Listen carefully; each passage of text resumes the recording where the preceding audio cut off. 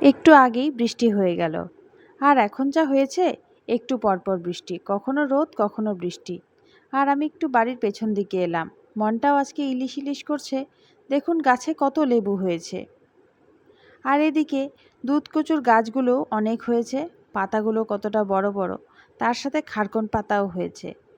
এখানে কয়েকটা কচু গাছ হয়েছে, যেই কচুগুলো আমরা খাই, শোলা কচু বাজারে পাওয়া যায়। এই শোলা কচুর কয়েকটা গাছ হয়েছে। এই গাছ থেকেই কয়েকটা পাতা আমি কেটে নিয়ে যাব। আজকে আমি বানাবো ইলিশের পাতুরি।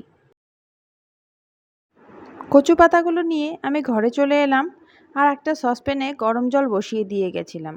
জলটা গরম হয়ে গেছে, আর এই কচু পাতাগুলো আমি সসপ্যানের মধ্যে দিয়ে দিচ্ছি গরম জলে।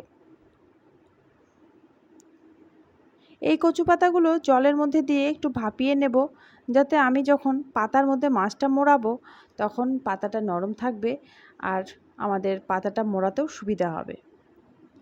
কিছুক্ষণ ভাপিয়ে নেবার পর পাতাগুলো দেখুন নরম হয়ে গেছে। এবারে আমি পাতাগুলোকে জল থেকে তুলে এই যে এক্সট্রা জলটা আছে এই জলটা ঝরিয়ে একটা থালার মধ্যে রেখে দেব।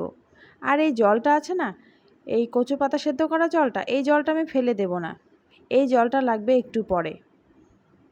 এদিকে ইলিশ মাছ ধুয়ে নিয়ে একটু সর্ষের তেল দিয়ে দিলাম। আর এখানে মশলার মধ্যে নিয়েছি লঙ্কা বাটা, পোস্ত বাটা আর একটু সর্ষে বাটা। এর মধ্যে দিয়ে দিচ্ছি একটু সর্ষের তেল। মাছের মধ্যে দিয়ে দিচ্ছি সামান্য লবণ, 1 চামচের হাফ চামচ লবণ মাছে দিয়ে দিচ্ছি, আর হাফ চামচ লবণ দিয়ে দেব এই মশলাটার মধ্যে, আর এর মধ্যে দিয়ে দেবো খুব সামান্য হলুদ গুঁড়ো। এবারে মশলাটা সবগুলো একসাথে মিশিয়ে মেখে নেব। ঝাল আপনারা যেরকম পছন্দ করবেন, কম বা বেশি, সেই হিসেবে লঙ্কা বাটাটা আপনারা দিতে পারেন। মশলাটা আমার মেশানো হয়ে গেল, আর এদিকে মাছের মধ্যে যে তেল আর লবণ মাখিয়ে রেখেছিলাম ওই মাছগুলোর মধ্যে এই মশলার পেস্টটা আমি লাগিয়ে দেব।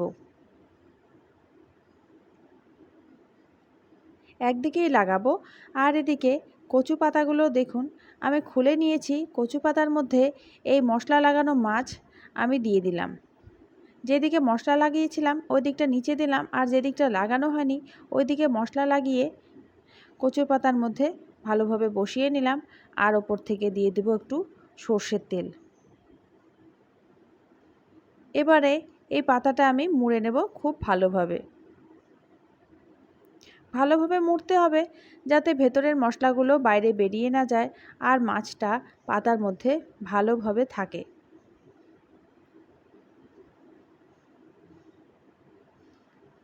পাতাটা আমার মোড়ানো হয়ে গেল। এবারে একটা সুতো দিয়ে শক্ত করে আমি এটা বেঁধে দেব, যাতে আমি যখন ভাপাবো পাতাটা খুলে না যায়। পাতাটা খুলে গেলে আবার মাছের মধ্যে ভাপটা ভালোভাবে পড়বে না, আর মাছটা সেদ্ধ নাও হতে পারে। সুতো দিয়ে মুড়িয়ে নিয়ে সুতোটা আমি বেঁধে দিচ্ছি। একইভাবে সবগুলো মাছ আমি এই কচু পাতার মধ্যে ভালোভাবে মুড়িয়ে নিয়ে একটা ঝাঁঝরা থালার মধ্যে সামান্য তেল মাখিয়ে দিয়ে এই মোড়ানো মাছগুলো দিয়ে দিলাম বসিয়ে। আর কচু পাতা যে সেদ্ধ করেছিলাম জলটা, ওই জলটাকে আবারও গরম করে নিয়ে এই ঝাঁঝরা থালাটা সেই গামলার ওপর বসিয়ে দিলাম। একটা থালা চাপা দিয়ে তার উপরে একটা শিল চাপা দিলাম, যাতে ভেতরের ভাপটা বাইরে বেরিয়ে আসতে না পারে। এভাবেই রেখে দেব 10 মিনিটের জন্য। 10 মিনিট পরে আমি ঢাকনাটা তুললাম, গ্যাসের আঁচ লো ফ্লেমেই রেখেছি। এবারে আমি মাছগুলোকে উল্টে দিচ্ছি। সবগুলো মাছকে আমি উল্টে দেব। মাছগুলো একদিক কিন্তু ভাপানো হয়ে গেছে, দেখুন পাতাটা কিন্তু ফোলা ফোলা লাগছে, আর একদিক সেদ্ধ হয়ে গেছে পাতার। উল্টে দিলাম, আবারও রেখে দেব 10 মিনিটের জন্য। তবে এই পর্যায়ে গ্যাসের আঁচ কমিয়ে দিয়েছি। 10 মিনিট পরে আমি গ্যাস অফ করে দিয়ে আরও 2 মিনিটের জন্য দমে রাখব। 2 মিনিট পরে দেখুন আমি একটা পাতা মোড়ানো ইলিশ বার করে নিলাম। ইলিশের পাতুরি তৈরি হয়ে গেছে। পাতার থেকে মাছ বের করে নিচ্ছি। দেখুন মাছটা কতটা দেখতে সুন্দর হয়েছে। তবে আরও একটু কাজ বাকি, সেটা হচ্ছে একটু ওপর থেকে কাঁচা সর্ষের তেল দেব। কাঁচা সর্ষের তেলের গন্ধে এই পাতুরির স্বাদ আরও বাড়িয়ে তুলবে। আমাদের আজকের রেসিপি ইলিশের পাতুরি আপনাদের কেমন লাগলো আমাকে অবশ্যই জানাবেন। ভালো লাগলে ভিডিওতে লাইক দিয়ে দেবেন, প্রচুর প্রচুর শেয়ার করবেন। নতুন বন্ধু হয়ে থাকলে চ্যানেলটি সাবস্ক্রাইব করার অনুরোধ রইল। ধন্যবাদ।